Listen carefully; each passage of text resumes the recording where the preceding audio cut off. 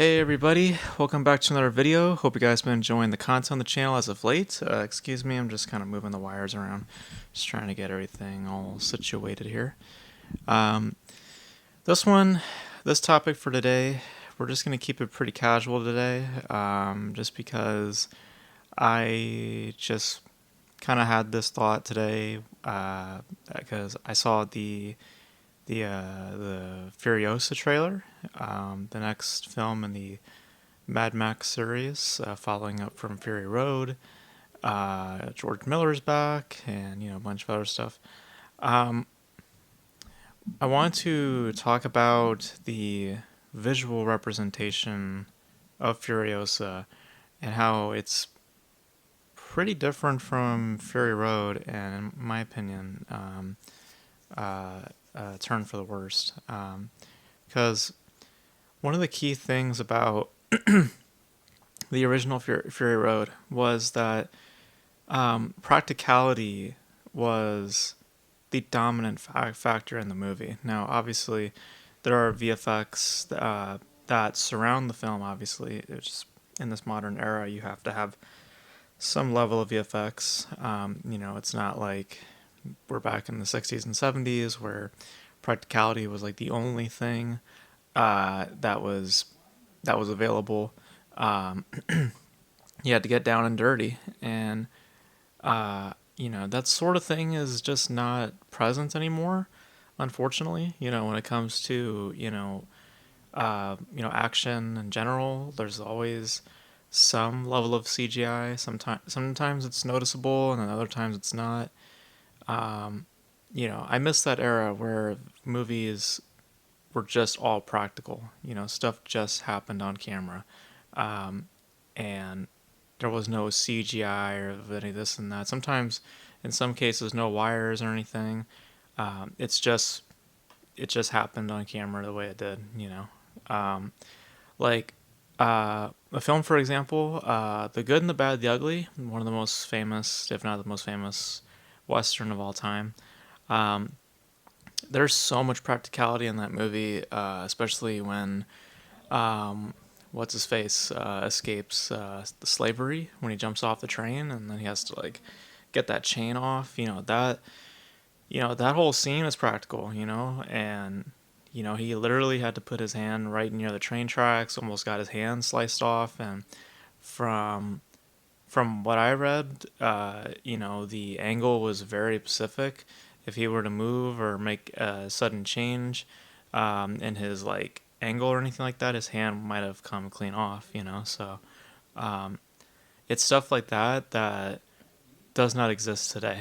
You know, for obvious reasons. For that example, obviously, no one wants to get their hand sliced off potentially, um, but um, but it's that gritty, kind of adrenaline sort of feeling, adrenaline type filmmaking that just doesn't exist anymore. Where people were just down and dirty and just doing things, and the audience knows it.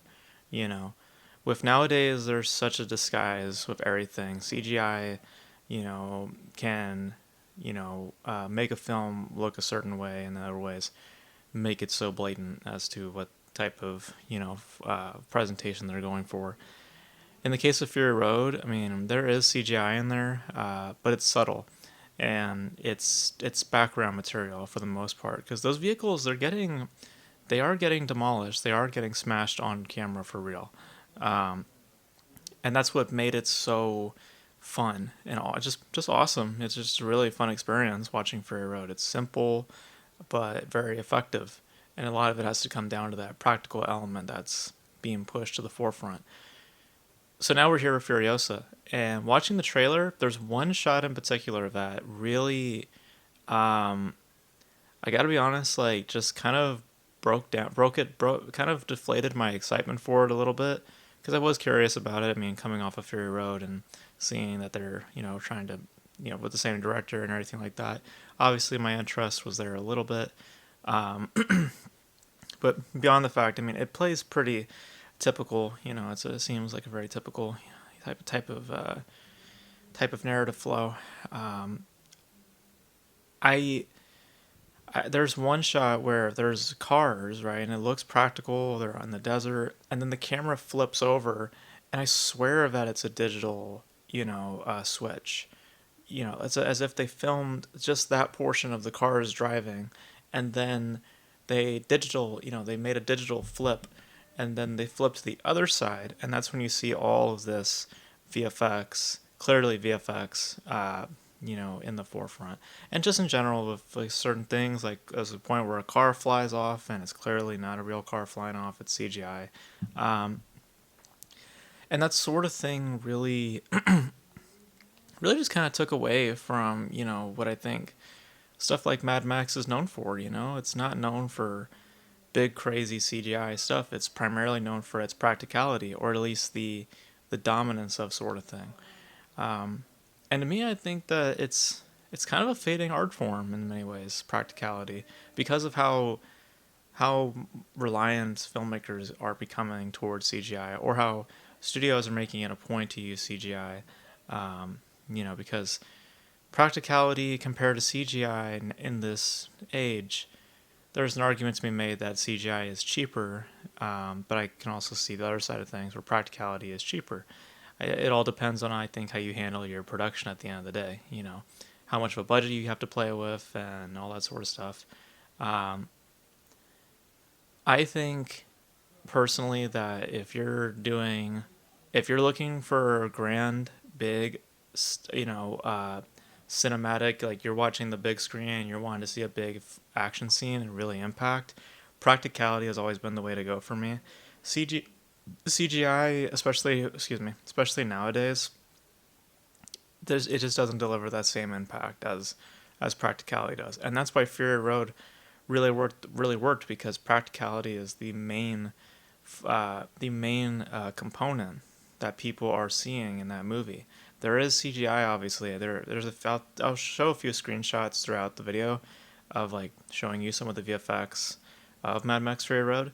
You'll see that it's just mainly background material. Those trucks are getting demolished. Those things are getting flipped over, and that's why it has much more of an impact because your um, it actually is happening on camera.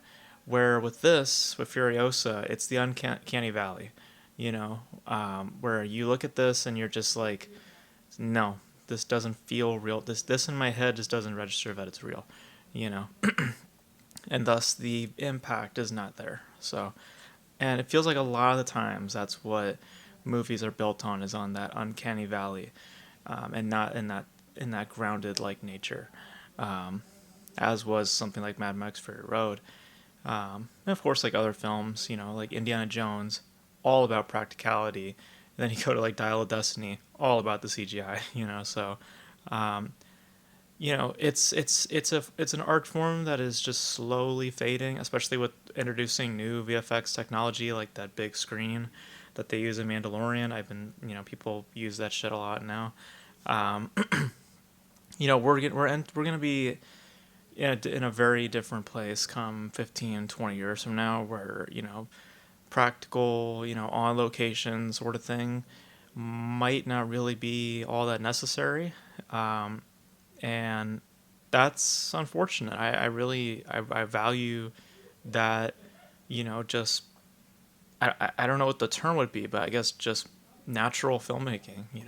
I like just someone going out and then just using their environment, not having to use technology, having to like work with lights and all this other stuff, because it just feels so much more artificial in design.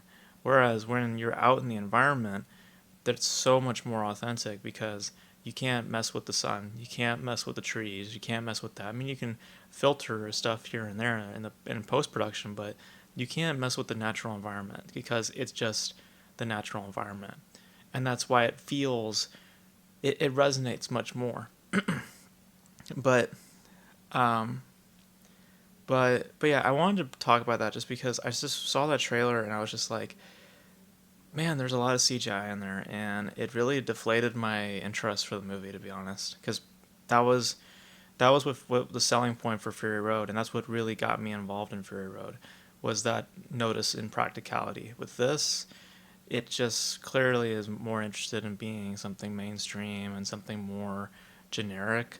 Um, you know, like it's also bigger in scope, which I feel is also misunderstanding Fury Road. Fury Road is a very isolated film.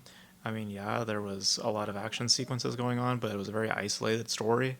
Um, with this, it feels like there's a lot more of a scope, and I feel like that's not necessary. So, um, which is another thing for movies in general, why they rely on CGI, because their scopes are so much bigger. You know, they're not. No one wants to do something just smaller in style in story. It has to be like an end of the world type situation or a chosen one type thing. It always has to be something big in design, and that's why CGI becomes such a dominant factor, has become so necessary.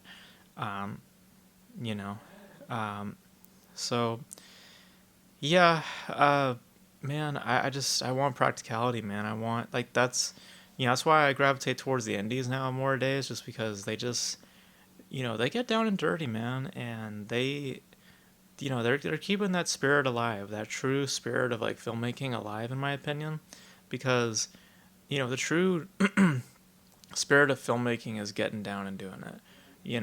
When you're having to rely on so much technology, like more restrictions are create spawn more creativity. When you have so much at your disposal, like so much technology and all these other things, the creativity starts to become more artificial. It becomes more about how do we make the image look prettier. Where with more restrictions, you're more focused on, okay, let's make sure we get everything right. Let's make sure the acting is good. Let's make sure that the focus is good. Let's make sure the framing is good. Let's make sure this actually works well for the story. Like, that's the questions that indie filmmakers care more about versus people over here who are just like, uh, can we make sure that this looks prettier? Um, more explosions, more of this and that. Um, which in some cases is how you can define the trailer for Furiosa, um, but yeah, this isn't a shitting on the Furiosa trailer, by the way. It's just I'm using it as just a stepping off point to this conversation. But because watching that trailer, I was just like, wow, I don't know that's that's kind of the opposite of what Fury Road was. So not to say it looks bad. I'm just looks fairly typical, very generic. So you know, I still might check it out, but yeah. So it's a prequel too, so it's like I don't really care.